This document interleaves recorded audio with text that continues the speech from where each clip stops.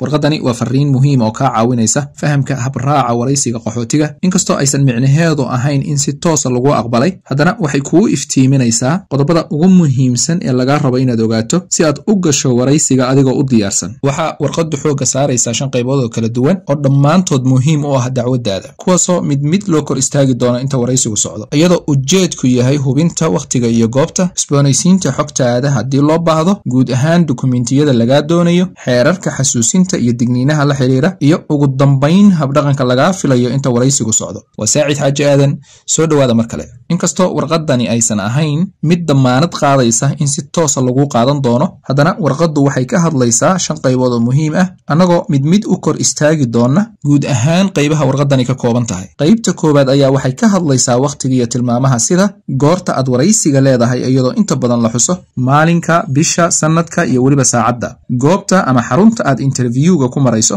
luqadda aad isticmaali doonto inta interviewga lagu guda jiro iyo imaatinka dhammaan xubnaha qoyskaaga qaybta labaad waxay ka hadlaysaa waxa loo yaqaan update garaynta wixii gadaal ka soo kordhay muddadii dacwadu socotay sida xogaha la xiriira telefoonkaaga emailkaaga iyo haddii ciwaankaagu isbedelay sidoo kale haddii caruur ama xaas kugu soo kordhay gudbinta dhammaan dukumentiyada muhiimka ah ugu yaraan 7 maalmood ka hor interviewga sida shahaadooyinka dhalashada guurka warqadda furiinka iyo dhimashada hadiiba cid dhimatay ay jirto inta dacwadu socotay labada form ee kala ah schedule A-ga iyo schedule 2-ga wargelin muhiim ah xafiisyada Saacid Agency waxay ka caawinayaan guud ahaan adeegyada kala ah diyaarinta kaysaska iyadoo la raacayo shuruudaha rasmiga ah sixidda kaysaska khaldamay ama diidmo hore la kulmay turjumaada dukumentiyada iyo kaysaska si sax ah luqadaada hooyo qabashada ballamaha faraha biometric appointment ka jawaabidda interviewga soo saaridda iyo buuxinta codsiyada viisaha ka jawaabidda emailada kala duwan iyo talo bixinta arrimaha la xiriira interviewga iyo socdaalka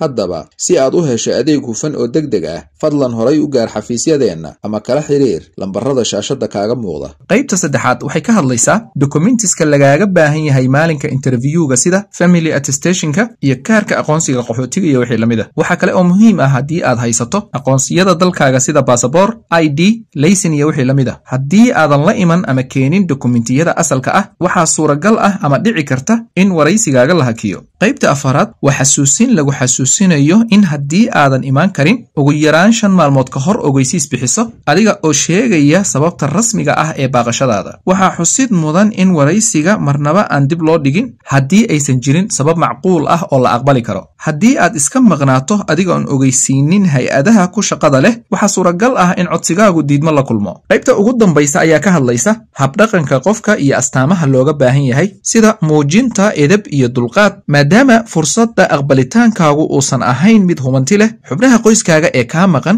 waxaa arrinkooda lagaa weydiin doonaa su'aalo sidaa darteed waa muhiim inaad xusto dhammaan waalid walaalo caruur iyo haddiiba xaas jiro si ugu yaraan ay kuugu suurto gasho inaad mustaqbalka u dacwoon karto warqadda interviewgu ma damaanad qaadayso in si toos ah lagu qaadan doono balse waa tallaabo muhiim ah oo lagu qiimeynayo codsigaaga sidaa darteed ha iibinin gurigaaga iyo ganacsigaaga sidoo kale haddii aad tahay qof shaqeeya ha ka tegin shaqadaada hana qaadan wax go'aan ah ilaa aad ka hesho fiisaha rasmiga ah fadlan haddii aad nala soo gaartay dhammaadka muuqaalkan waxaa naga xasuusin ah inaad muuqaalka like garayso siina share garayso si uu meelo fog u gaaro dadkuna uga faa'iidaystaan wixii talo ama tusaale ah waxaad noogu reebi kartaa qaybta commentiska hana hilmaamin inaad subscribe tiraahdo si xogaha aan channelkan ku soo gudbinno aysan marna kuu dhaafin intaan barnaamijkan mid lamida ku kulmi doonno waa walaalkiin Saacid Xaaji Aadan oo idin leh nabadgelyo